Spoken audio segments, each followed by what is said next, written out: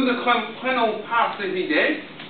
Nous ne sommes pas partie de l'Assemblée nationale, mais nous avons une voix. Nous demandons d'être entendus. Ouais! Wouh!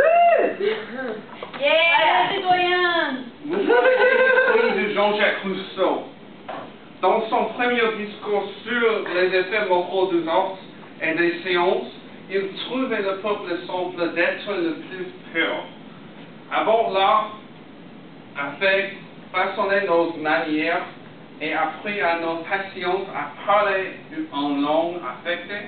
Nos mœurs étaient rustiques mais naturelles.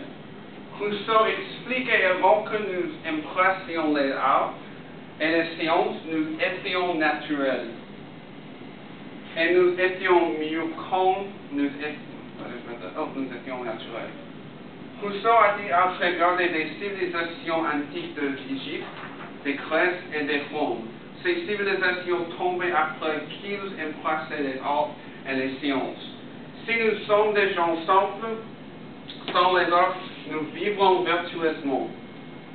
Le fond n'est pas tous les gens simples, mais le concept de Rousseau s'appliquait à tous les Français à cause de notre égalité naturelle. Regardez-vous les écrits de Diderot et Jean d'Alembert dans l'encyclopédie.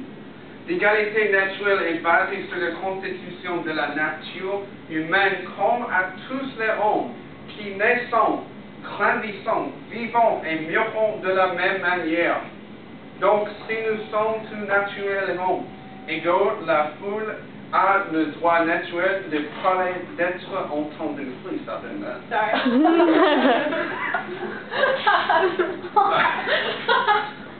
Dans le contrat social, Rousseau expliquait clairement que le peuple d'une nation doit être le souverain.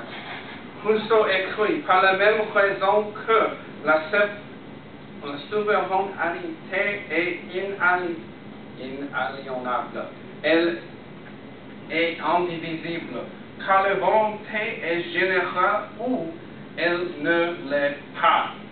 Notre souveraineté ne devrait pas partager avec le roi qui est en dehors de la volonté générale.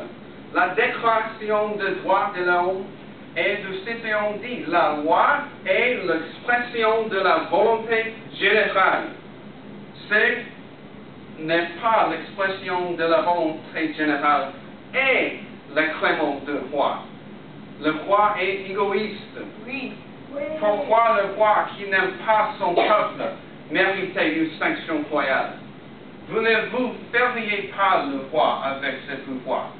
Regardez-vous ce qui s'est passé quand il avait le pouvoir absolu. Notre économie tombait. Le peuple de Français était convoqué pour le fixer. Le roi n'a pas besoin de cette puissance parce qu'elle lui donnait le pouvoir en dehors de la volonté générale. Il lui permet de pouvoir sur la volonté générale.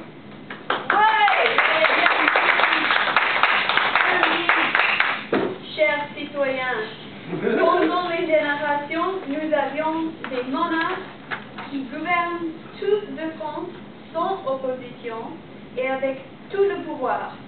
Maintenant, nous avons l'opportunité de changer notre forme de gouvernement, de créer un gouvernement qui est formé pour le bien-être de France. Depuis beaucoup de temps, nous avons vu l'Europe comme le père de France. Nous voulions que notre père nous élève comme une société, de nous aider, non pas comme un dictateur, mais comme un sage conseiller. Tout a changé quand lui a tenté de s'escaper. Cette tentative nous dit clairement que notre père préfère être dans n'importe quel autre pays plutôt qu'ici avec nous.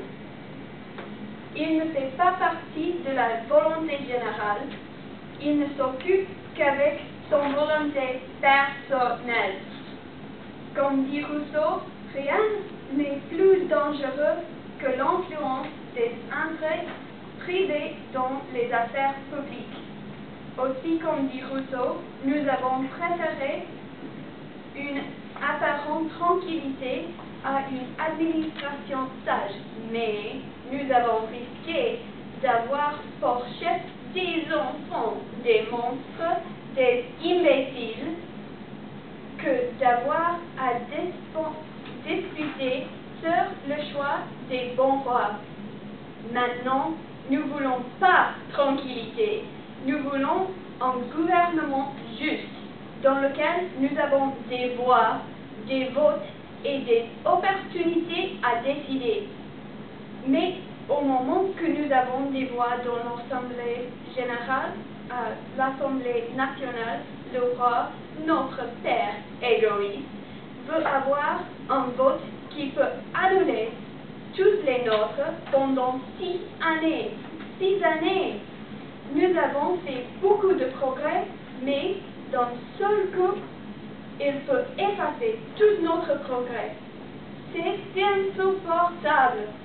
S'il lui donne le veto, on les vendra. Ça ira. Oui. Nous sommes d'accord avec vous.